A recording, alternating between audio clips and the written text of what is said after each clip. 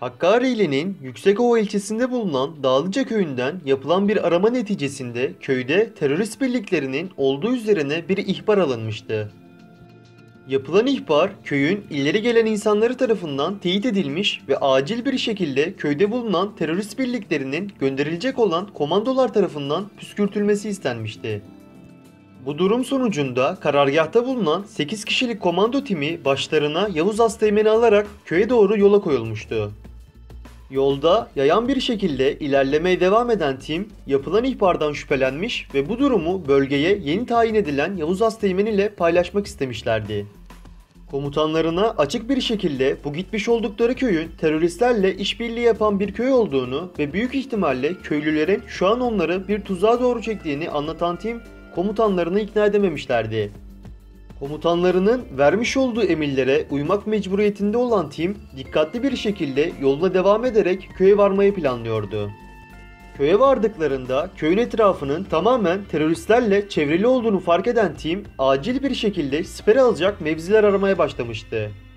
9 kişilik komando timi Yüksekova'da bulunan bir köyde teröristler tarafından kıstırılmıştı.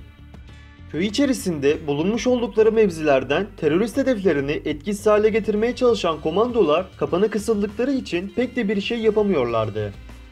Teröristlerin sayısı da komandolardan fazla olduğu için köyde gerçekleşen bu çatışma teröristlerin lehine olmuştu.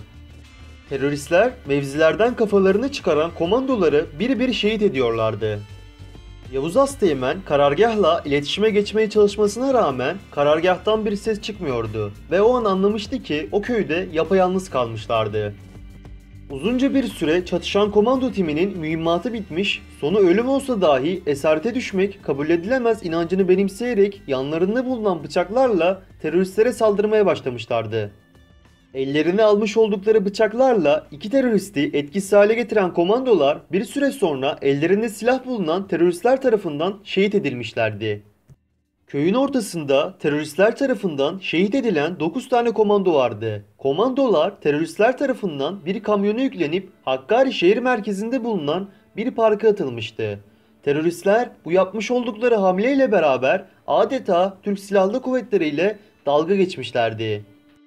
Şehit komandoların naaşlarını şehir merkezinde bulunan vatandaşlar polise bildirerek haber vermişlerdi. Bir süre sonra bu durumdan haberi olan Yüksekova karargahı askerleriyle iletişiminin neden kesildiğini o an anlamıştı.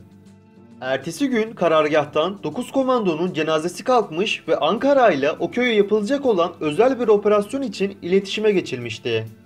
Ankara, terörist köyüne yapılacak olan operasyonu onaylamadığını belirtti. Konuşmalarına devam eden albay karargaha bu gece karargahta ağırlayacakları bir misafirleri olduğunu ekledi.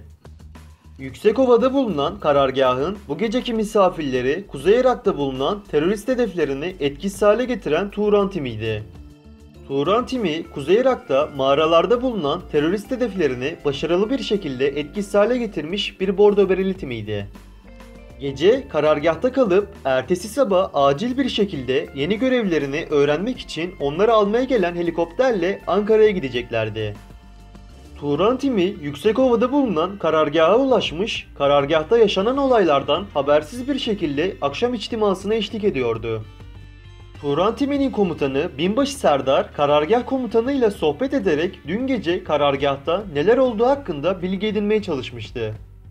Binbaşı Serdar dün terörist köyüne yapılan saldırı sonucunda 9 şehit verildiğini yeni öğrenmişti. Bu şehit haberleri medyanın ayağa kalkmaması için bir sır gibi saklanıyordu. Binbaşı Serdar karargah komutanına Ankara ile iletişime geçerek o köye neden operasyon yapılmadığını sordu. Ankara'nın böyle bir operasyonu desteklemediğini öğrenen Binbaşı Serdar, şehit olan askerlerin intikamını almak için kafasında planlar kurmaya başlamıştı. Gece yatış vakti geldiğinden dolayı nöbetçiler dışında herkes yataklarına çekilmişti. Binbaşı Serdar o gece timine dün gece karargahta yaşanan olaylardan bahsetmiş ve şehit olan askerlerin intikamının alınması gerektiğinin şart olduğunu söylemişti.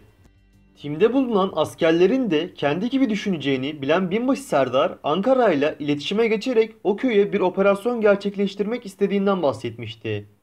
Ankara ile iletişime geçen Binbaşı Serdar, Albay Mehmet'e o köye yapılacak olan bir operasyon için izin istediğini bildirmişti. Albay Mehmet bu konunun ikinci kez açılmasından yakınarak tekrar ve tekrar böyle bir onayın verilmeyeceğini belirtmişti. Albay Mehmet bu konudaki emirlerini Binbaşı Serdar'a anlatırken Binbaşı Serdar Albay Mehmet'in sözünü keserek şehitlerin intikamı için bu operasyonu yapacağız demiş ve ardından telsizi kapatmıştı. Artık Binbaşı Serdar ve timi yalnızdı. Ankara tarafından verilecek olan cezalar umurlarında değildi. Şu an tek amaçları o köyü şehitlerin intikamı için teröristlerin başına yıkmaktı. Karargahta bulunan cephanelik odasına gizli bir şekilde sızan Turan timi yanına alabildiği kadar teçhizat almıştı. Çünkü gidecekleri köyde ne ile karşılaşacaklarını kendileri de bilmiyordu. Karargahtan çıkmadan önce karargahta bulunan iletişim araçlarını etkisiz hale getiren Turan timi artık kimse tarafından durdurulamazdı. Karargahtan kimseyi fark ettirmeden sessiz bir şekilde ayrılan Turan timi köye doğru hareket etmeye başlamıştı. Yaklaşık 6 saatlik bir yürümenin sonucunda köye yaklaşılmış, köyün içinde ve etrafında bulunan terörist hedefleri tespit edilmişti. Terörist hedeflerini birer birer tespit eden Turan timinin planı dışarıdan içeriye doğru terörist hedeflerini etkisiz hale getirerek içeriye sessiz bir şekilde sızmak ve şehit olan askerlerin asıl sorumlusunu ele geçirip hesap sormaktı. Planladıkları gibi harekete geçen Turan timi dışarıdan içeriye doğru sessiz bir şekilde terörist hedeflerini etkisiz hale getiriyordu.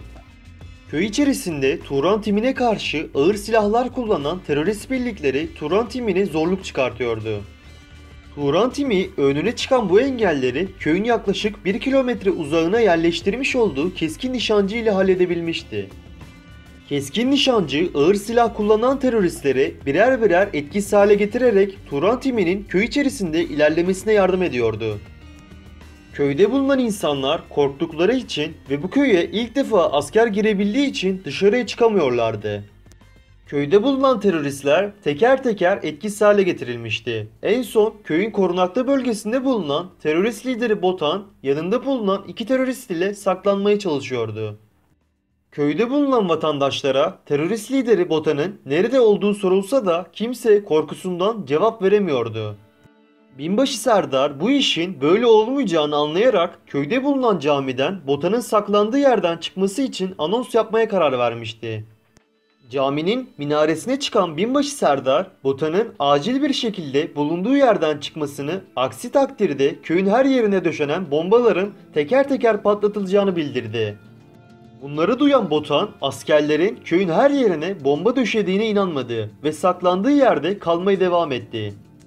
Binbaşı Serdar yapmış olduğu çağrıda çok ciddi olduğunu bildirdi ve kanıt olarak sivil halkı köyün dışına çıkardıktan sonra bazı bombaları patlatarak Botan'a ne kadar ciddi olduğunu gösterdi.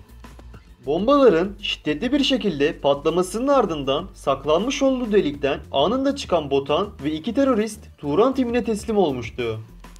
Botan'ı ve 2 teröristi yanına alan Turan timi Ankara ile tekrardan iletişime geçerek bir helikopter istedi. Ankara'ya vardıklarında Turan timinin yanında Botan'ı ve teröristleri gören albay Turan timine olan kızgınlığını unutarak onlarla gurur duymuştu.